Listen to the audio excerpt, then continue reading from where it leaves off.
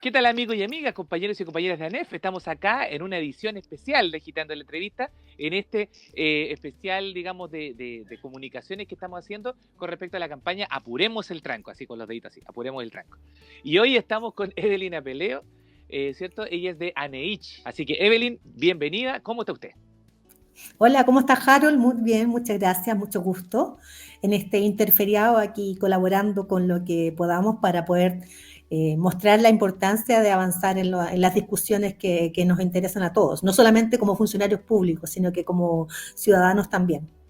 Exactamente. Sí. Evelyn, usted quería conversar acerca de la reforma tributaria. ¿Quién nos puede aportar desde ANEICH, bueno, y desde su profesión también, sobre este tema tan relevante? Gracias.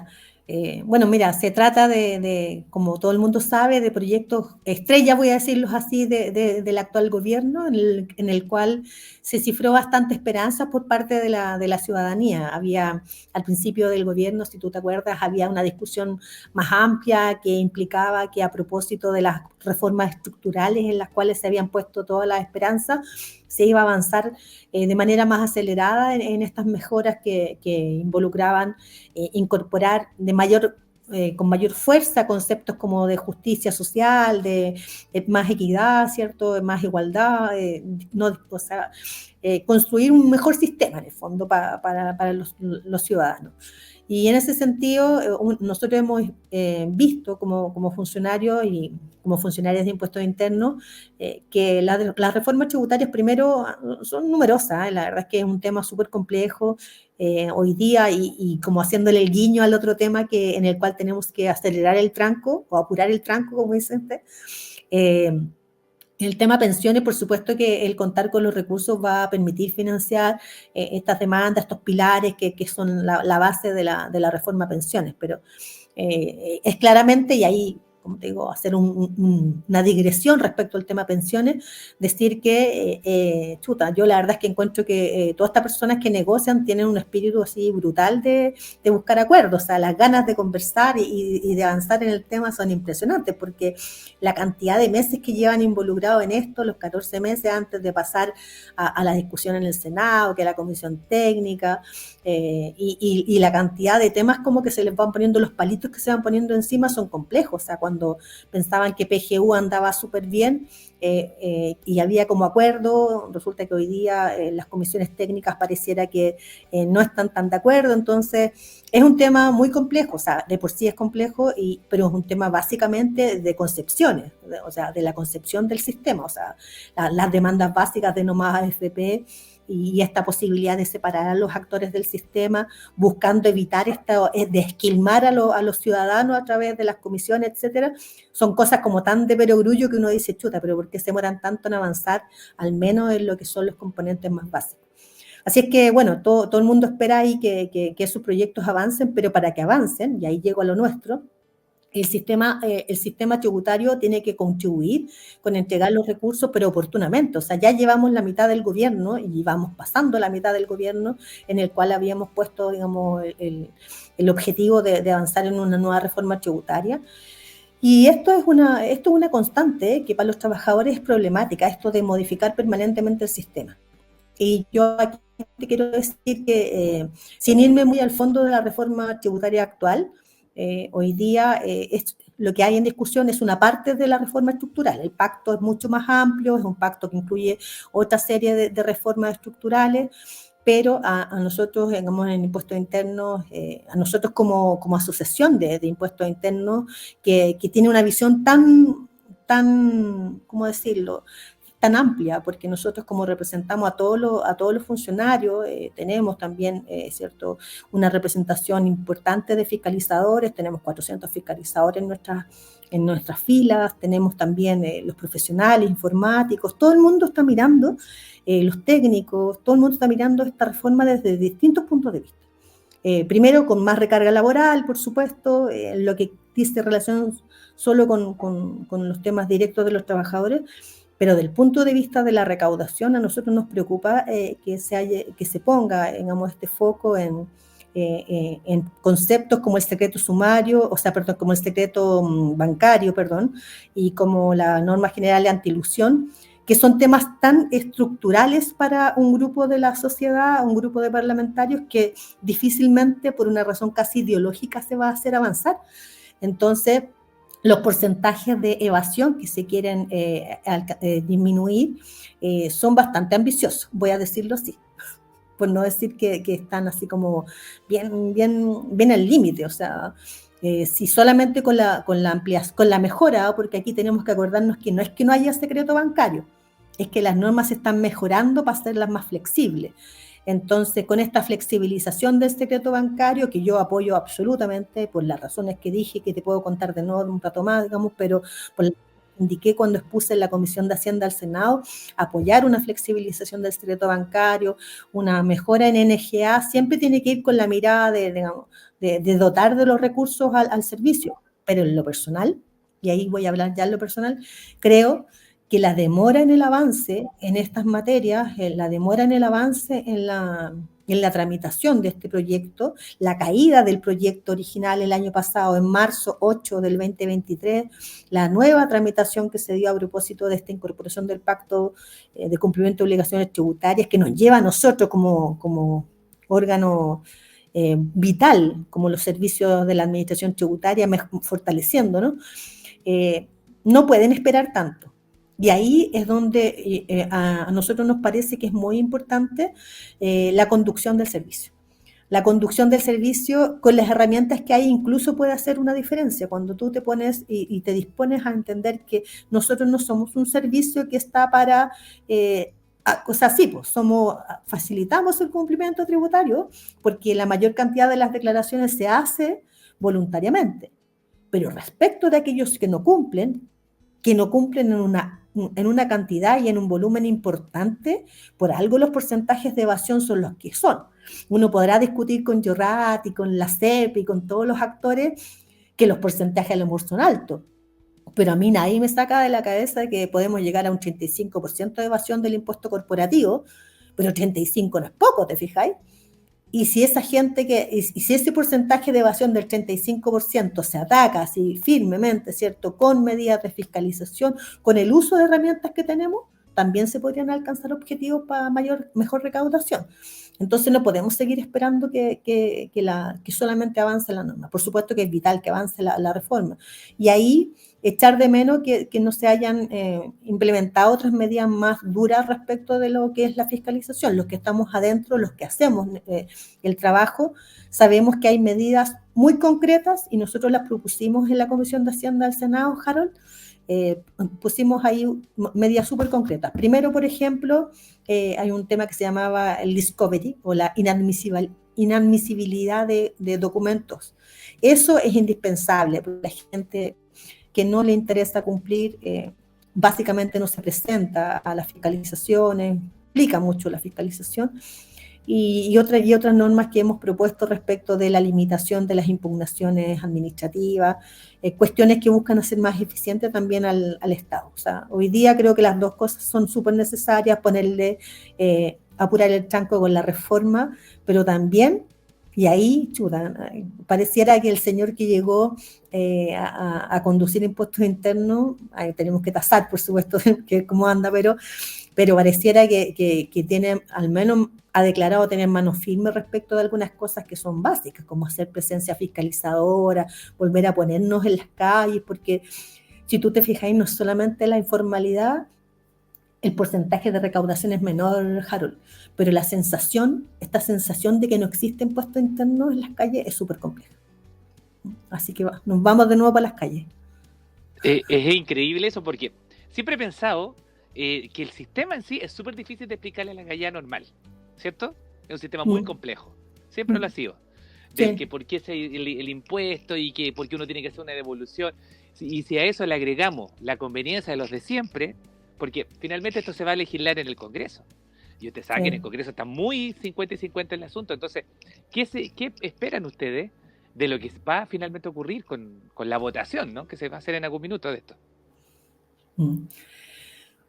La verdad es que no nos atrevemos mucho a especular. Yo creo que va a depender de la muñeca de quienes están arriba, porque creo que han han demostrado tener una capacidad muñeca impresionante, pero eso no puede llegar a concluir en que es tanto lo que se cede para poder avanzar, en que lo que queda no va a ser tan útil para el objetivo. El objetivo es muy ambicioso desde el punto de vista de la recaudación, 1,6 del PIB es altísimo. Y no sé si se ha logrado en otro momento con medidas solamente de combate a la evasión. Entonces, a mí me parece que hay que ocupar buenas herramientas, no se tiene que, y creo que eso es algo que pasa en todos lados, no se tiene que prescindir de nadie.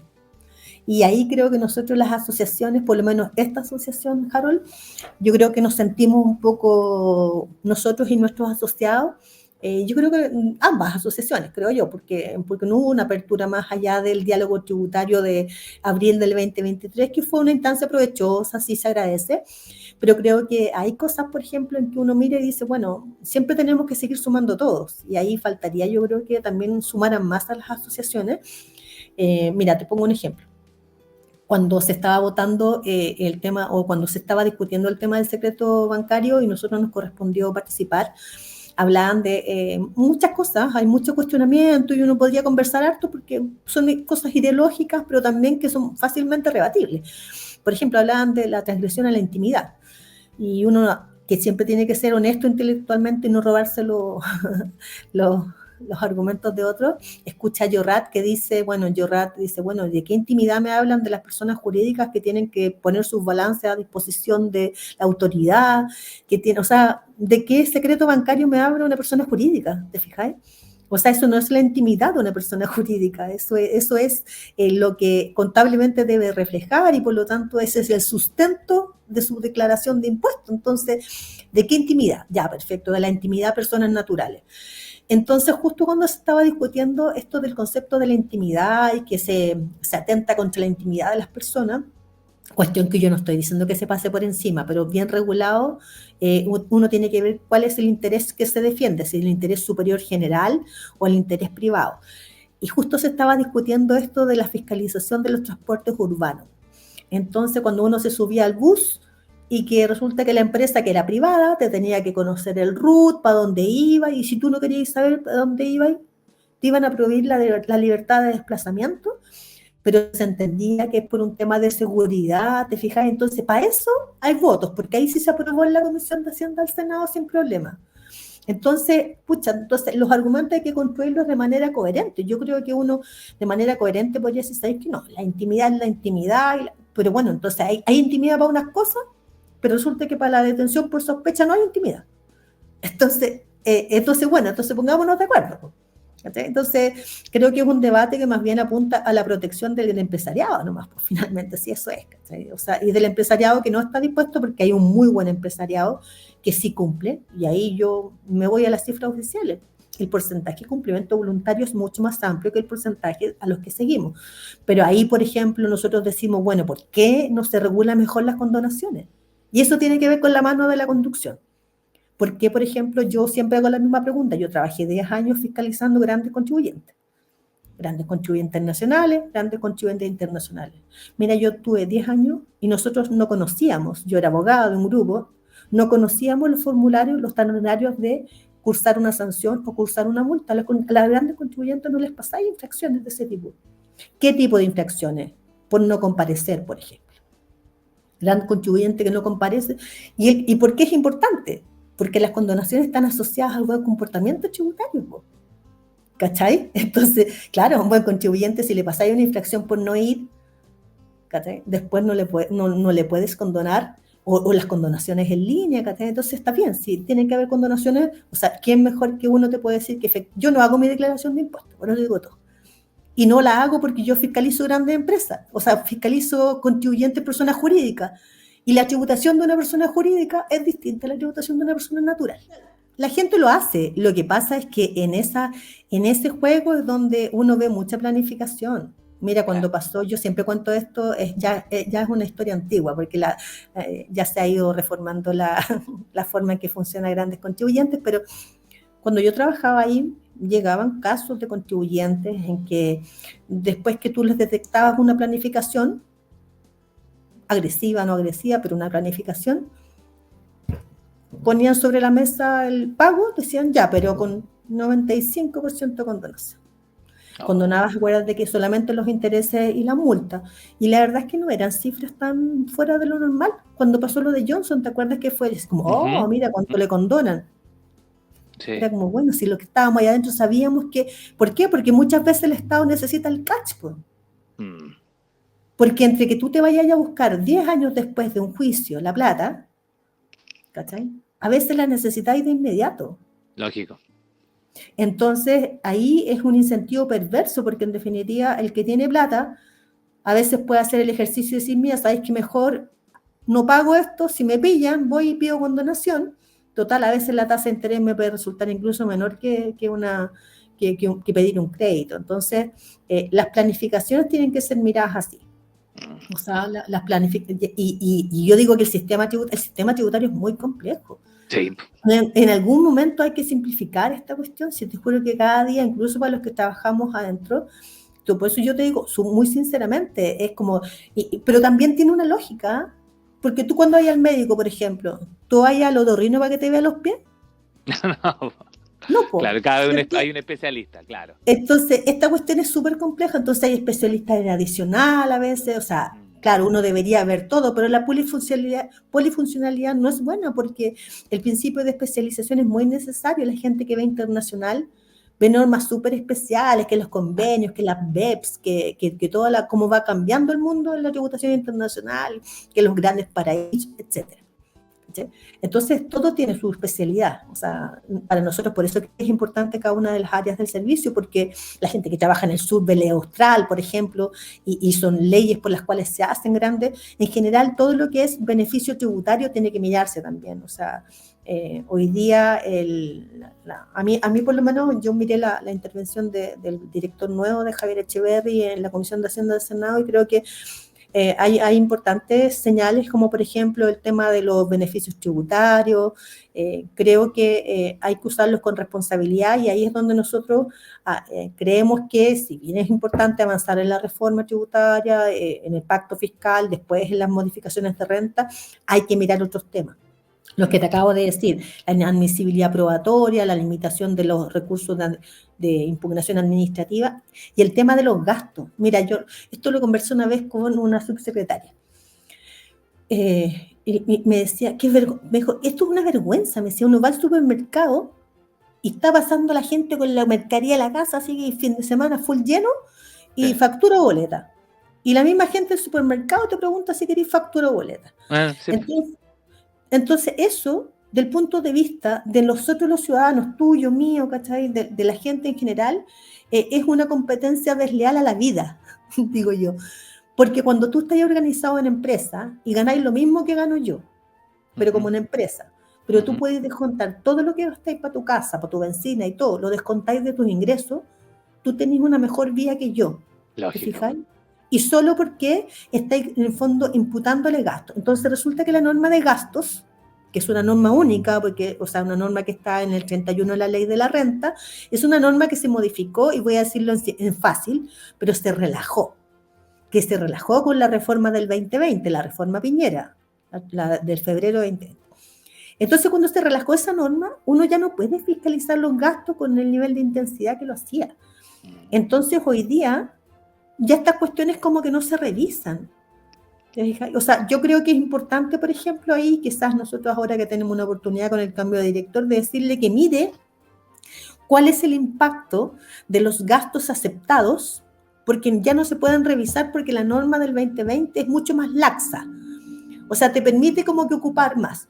Pero del punto de vista, como te digo, del ciudadano de a pie, es súper injusto. ¿Por qué me está diciendo eso? ¿Por qué yo no podría ser, yo que no tengo sociedades, pero por qué no podría ser una sociedad y decir, ya sabéis qué? Chao, compro y voy y hago una sociedad y meto el supermercado y todas las cuestiones de mi casa, las meto ahí, total, las rebajo de gasto y me quedan unas lucas para vivir mejor. Pero en rigor, ¿cachai? Incluso puedo tener o no puedo tener gestión, digamos, movimiento. Pero si tengo movimiento, ¿por qué voy a estar metiendo el supermercado en mi casa si la señora Juanita, como decían, ¿cierto? La de la esquina, llega y paga todo eso y no descuenta de sus ingresos lo que tuvo que gastar para vivir, ¿cachai? Entonces, esa norma que es la norma de gasto, yo creo que es súper importante volver a mirarla. A mí me parece que ahí es un punto que yo me imagino, espero que vaya a venir en las siguientes reformas que se presenten en el contexto del pacto fiscal. Las donaciones, yo me acuerdo el año 2003, 2004, cuando estaban recién partiendo un impuesto interno, habían donaciones que se hacían entre centros de educación, y centros de educación, te estoy hablando de renombrados centros de educación del país, de los Con más nombre y alto nivel, apellido. claro, de los más altos, y pucha, qué vergüenza, yo de ahí mismo venía, y resulta que era, claro, la empresa súper informática hacía una donación a la empresa, a la corporación, y la corporación educacional le compraba justo los equipamientos a la misma empresa, entonces eran donaciones que tú decías, estas no son donaciones, es un negocio que le permite a los dos hacerla, ¿cachai? Y creo que la gente a veces no quiere al Estado, y el Estado, ¿sabes qué? Hace tanto, es tan importante esto mismo de las pensiones, y uno dice, chuta, la gente, oye, cuando hacemos las campañas solidarias y todo, como que se le olvida que el porcentaje que ponen los impuestos de que pone el Estado atrás, porque después eso va a descuento, pues todos los que pusieron plata, después las descuentan de impuestos, como crédito, como gasto, pero hay distintos formularios, digamos, formatos de uso de las donaciones, dependiendo de cuál donación sea, pero ahí el Estado se pone, o rebajando la base imponible, ¿cachai? O se pone, y cuando se pone el Estado nos ponemos todos. Entonces, yo creo que al Estado le falta sacarle lustre a lo que hace el Estado. Yo creo que cuando hacen eventos, por ejemplo, de este tipo de estos eventos maratónicos para apoyar causas solidarias, que está muy bien, pero también tendría que salir el ministro de Hacienda diciendo, miren, nosotros nos estamos poniendo con el 35% de esto, porque resulta que nosotros, a toda esta gente que está donando, le vamos a devolver el 35%. ¿Cachai? Porque hay una institución que se hace una vez al año que ha estado cuestionada también, ¿no? Del tema de si es que realmente... Claro, pero está bien, porque finalmente tú miras el objetivo que se tuvo en vista al legislar, y está bien, ¿cachai? Apoyar a la infancia y todo. Claro, por supuesto que adentro en el manejo de la plata y todo es otra cosa, pero como objetivo es como el apoyo a los bomberos, como el apoyo, correcto, o sea, uno entiende el sentido detrás de generar la donación. El punto es que también entiendan los ciudadanos que cuando se hace una donación, junto con donar, ¿cachai? Hay una parte que el Estado asume, y que es la parte que corresponde a la menor recaudación, a la menor digamos, tributación, a propósito de que eso es un beneficio tributario. Exacto. Y ese beneficio tributario lo da el Estado. Entonces hay que entender también el rol del Estado, porque eso sirve para financiar pensiones, salud y todas las cosas que uno siempre le demanda al Estado más y más. Lo que pasa es que hay un discurso adquirido más que nada, que el Estado está lleno de políticos, entonces está la grasa que le dicen, y finalmente son puros tipos que no hacen nada, ¿no es cierto? Y ese discurso ha penetrado en la gente. Desde los 90, bueno, antes, desde la dictadura, pero en los 90 se profundizaron esa idea. Entonces hoy día la gente dice, no, pero el Estado igual me va a joder, por decirlo así. Y sí. No, pues. Bueno, ahí mira, ya que me dais así como para salirme un ratito de la tema de tributación también propiamente tal, ahí sí, con lo que tú me estás diciendo, me lleva ahí un tema que es súper importante para nuestra organización. La Asociación de Impuestos Internos, la NEIT, tuvo el año pasado el tema de la carrera funcionaria y el fortalecimiento que está dentro del proyecto de cumplimiento de obligaciones tributarias, tuvo el eje central de su organización, como de actividad sindical. Y durante este año hemos retomado un tema que es re importante, que tiene que ver con lo que tú estás diciendo, que tiene que ver con que los funcionarios no somos grasa. Aquí somos funcionarios que tenemos trabajo, tenemos mucho trabajo, y por lo tanto nosotros hemos instado, a propósito de todos los instrumentos de medición de riesgos psicolaborales, evitar esto de las licencias prolongadas. Entonces hemos trabajado procesos de medición de dotaciones de cargas de trabajo. Nosotros somos una de las administraciones tributarias, Harold, más chicas que hay. Somos un tercio de lo que son otras administraciones tributarias, entonces eso también hay que manifestarlo, porque no se le pueden pedir, ¿cierto?, más gestiones de impuestos internos. Hoy día, por ejemplo, hay personas que están nuevamente viendo bonos, y ¿cómo vaya a tener a los funcionarios de impuestos internos viendo bonos? No es que yo diga que no podemos, pero si somos tan pocos, tenéis que priorizar lo que hacemos nosotros, pues, y uno entiende que es porque tenemos los sistemas, ¿te fijas?